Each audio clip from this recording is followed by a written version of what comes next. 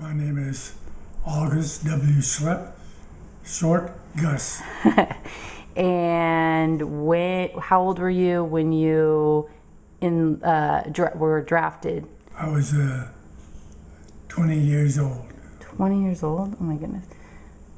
And what were you doing before you were drafted? I was on the farm with my mother and my brothers, and we did the farming and ranching together till I was drafted. And that was? That is in 1943. And how many siblings do you have, or did you have? I have, from my dad and mother, there's 6 of us. Bertha, Carl, myself, Albert, Betty, and then Herb. And then I have some half-sisters and half-brothers. I don't know whether you want them or not. And you and your brother were both drafted at the same time? No, we weren't. But what was really bad about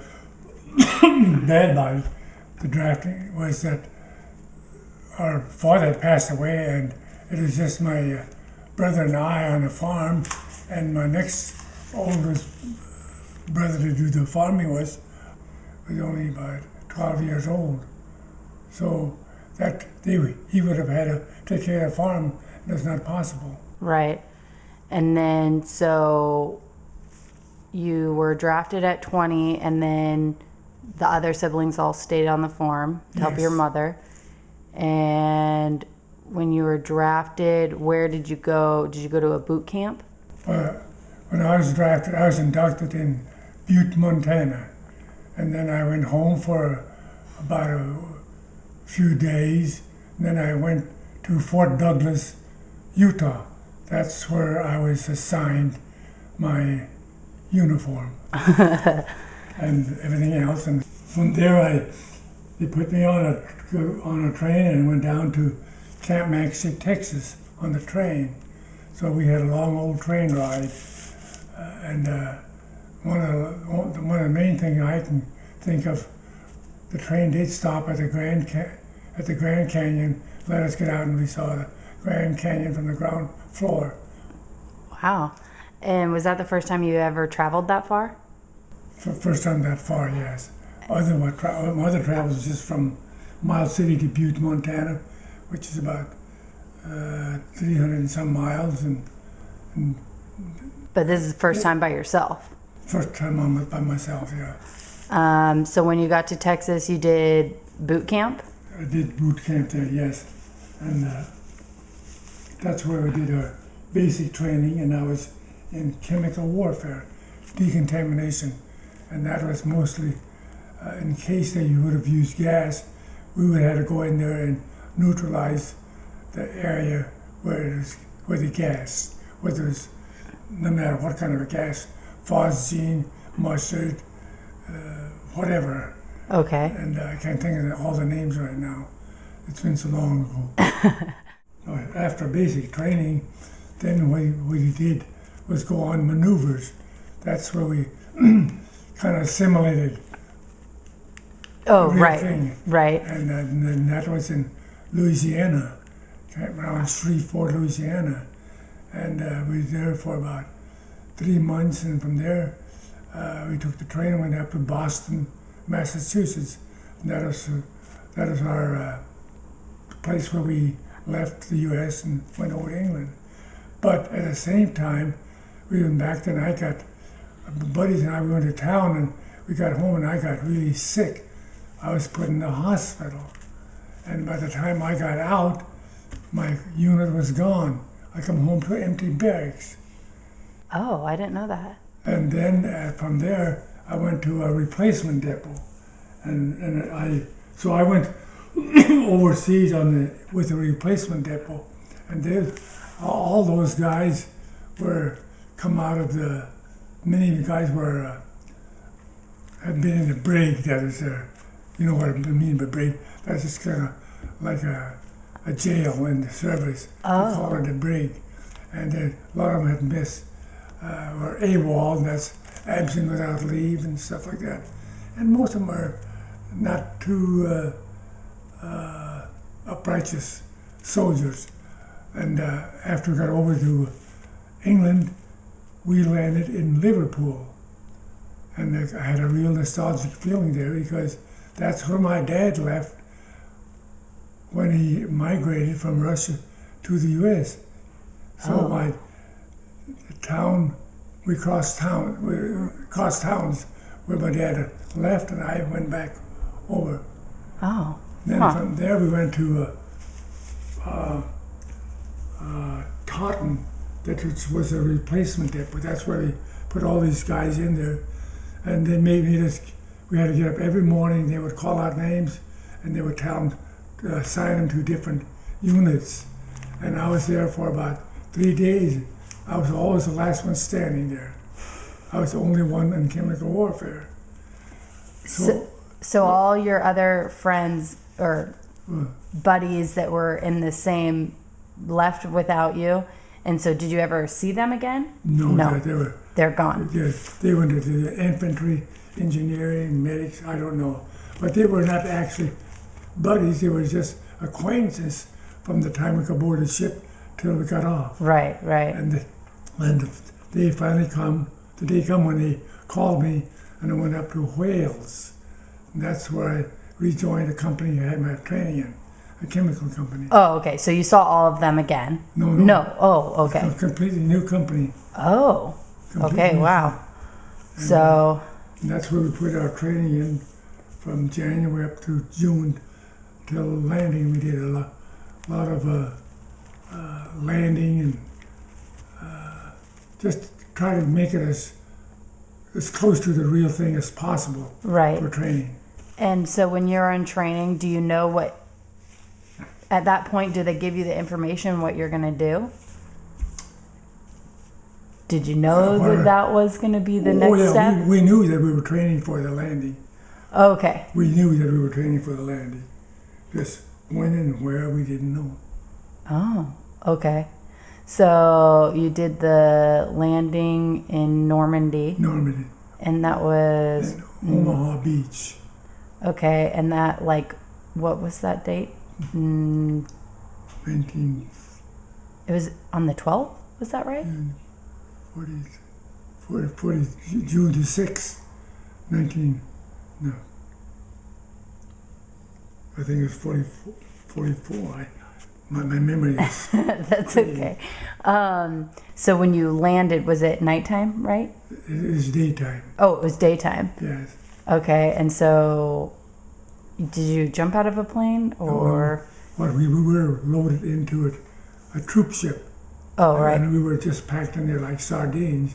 And then we had to give all of our backpack, our food for about 3 days. And we had to climb off the side of the ship on a rope ladder. And the water was really rough.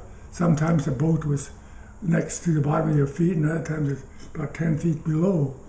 So with that, some of the guys got hurt just trying to get down into the boat. And wow. We landed into a landing craft, which held about I can't remember how many people. But anyway, then we went, after it was full, then we went out and circled till they had about umpteen boats loaded down. Then we went into like a wave toward the beach. Okay. And we went up to the beach. Then we got up so close, then they would open the front of the landing craft, and we walked out into water about belly button deep, and we had to carry our rifle, our gas mask, our backpack, and all the food. That pretty heavy with lots of stuff. So we got a little bit wet. Right. But we didn't have time to change clothes or anything. I can't remember, but I know it was about 3 days before I even took my clothes off. Wow. So the clothes just dried on us. And the first night, there's a lot of mortars fired at us. And we were behind a big bank, and the shells went over, kept going over the top of us all the time. But So that's all you could hear, right? Pardon? That's all you could hear. Yeah, here, Couldn't yeah, even, like- except till they exploded on the beach when they hit. Oh, wow. And then we had some prisoners too that we had to watch, German prisoners, Oh, that you, at the time of the landing. wow. After the landing, we were called rear echelon troops, and they didn't feel that we had to be on the utmost alert for gas because they didn't think the Germans were going to use it. So they come out one day and they said they needed truck drivers. So they said, anybody can drive a truck, and I put my hand up and I drove a supply truck and hauled supplies off the beach. But they had ducks. You know what a duck is? There's a ship that was on water and also on land. Oh, uh-huh. So they went in and loaded these ducks. They brought them on land. They would transfer the cargo onto the truck, and I would take it wherever it was designated, whether it was troops, food, ammunition, or whatever. But they had a location where I had to go to. And my driving period was from 6 o'clock at night till 6 o'clock in the morning, and driving in the dark. The only thing we had was little blackout lights so you could see that somebody was ahead of you. And one night we were told that anytime we heard airplanes or strafing, get out of your truck and lay Walk flat away. on the ground somewhere. But one night this here happened, and somebody stopped in front of me, and I didn't see him soon enough, and I crashed into the back end of it. You kind of think about filling out an accident report, but in time of war, everything is expendable. So they just took me back, got a ride back to the base, and next evening I was out driving again. I didn't Didn't even even got get- an accident report. Didn't even get a slap on the wrist? But Did you even get a slap on the wrist? no, No. that was part of the job. I mean, we couldn't help it. The Right. Germans coming strafing. So after you landed and you were driving truck, was there, like, what was the most scary part of all of it? Well, see, the scariest part was at that nighttime when the Germans, that's the only time they come and bombed at nighttime. Because during the day, they were just dead meat Right. because of our Air Force. So, and there was a lot of times they would strafe, and I had some bullets come pretty close to me while I was in my foxhole. And I don't think some people know what a foxhole is. So A foxhole is you dig a hole, and that's where you live. in the ground. Right in the ground, yeah. You dig it down about 1 or 2 feet. That's where you lay in. And everyone did that, right? So everyone's in their Yeah, foxholes at night. They should in a way. And And the reason for that was in case for shrapnel. See, you know what shrapnel is? yeah, A bullet explodes, and so that if you were in the ground, you wouldn't be hit as easy. right. And it's like only as big as your body. It wasn't a big roomy spot, right? Well, just big enough for you to Sleep in. sleep in. Yeah. Oh, that's crazy. And then What about, so did you ever see any of the encampments where the Jews were being held? Or no, no? I never. We never did get that far into Germany. We got to outside of Germany about 50 miles, and all of these camps were further east toward Russia. I never did see any of those camps. Did they use the fact that you could speak German? Yes, when we go into a town, we would need a place to stay, and they would ask me to go tell the people to get out, move out. And I remember this one lady said that, well, you speak German, and how can you tell me to move out? If you were German, I said, I'm not German, I'm an American. Ah, She got moved out. Fighting was over with. You know, it was we always were called back just in case they used gas. So we did a lot of different menial jobs like guard duty and at the time of the balls, we were in France and they called us right up real close right in the perimeter. They thought in case they used gas. So that's when we were in Aachen, Germany. Did you ever have to do anything as far as the gas goes, or No. never? The only thing we did in regard to gas was after the war was over, they put us into German gas camps and storage areas, and we had to go in and to see whether we could detect any leakage. And we always had a German with us, and so we could,